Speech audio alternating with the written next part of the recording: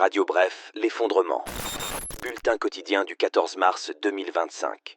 Sur le plan international, durant la nuit, à peine quelques heures après les réserves émises par Vladimir Poutine sur la trêve proposée par les États-Unis et acceptée par Kiev, l'Ukraine a frappé un entrepôt de missiles et 2 stations de compression de gaz en Russie à l'aide de drones. De son côté, l'armée russe a envoyé une trentaine de drones explosifs sur le territoire ukrainien. Alors que les combats se poursuivent, le président des États-Unis, Donald Trump, déclare avoir eu des discussions très positives et productives avec Vladimir Poutine, malgré l'absence d'un accord sur la proposition américaine de cesser le feu.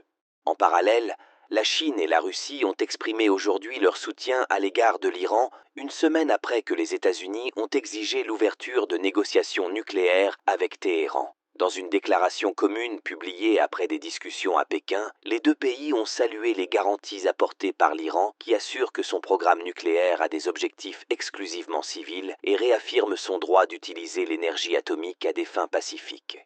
Au sujet du Groenland, le Danemark a opposé aujourd'hui une fin de non-recevoir aux propos de Donald Trump, lequel a répété la veille vouloir annexer l'immense territoire autonome danois. Les Groenlandais ont porté au pouvoir un parti de centre-droit favorable à une indépendance vis-à-vis du Danemark, mais pas à un rattachement aux États-Unis. Le Parlement européen a annoncé aujourd'hui priver temporairement d'accès à ces bâtiments de Bruxelles et de Strasbourg tous les lobbyistes et représentants du groupe chinois Huawei, soupçonnés de corruption au sein de l'institution de l'UE pour défendre ses intérêts. Sur le plan national, dans un contexte de tension avec Alger, le ministre de l'Intérieur Bruno Retailleau avait annoncé qu'une liste de ressortissants dangereux sur le territoire français allait être établie. C'est chose faite. Une liste de 60 noms doit être transmise cet après-midi à Alger. Interrogé à nouveau sur le sujet lors d'un déplacement à Écully aujourd'hui, le ministre a rappelé l'idée selon laquelle cette liste est en quelque sorte une dernière chance pour Alger de remplir ses engagements avant que Paris ne hausse le ton. Prudence sur les routes du Massif central.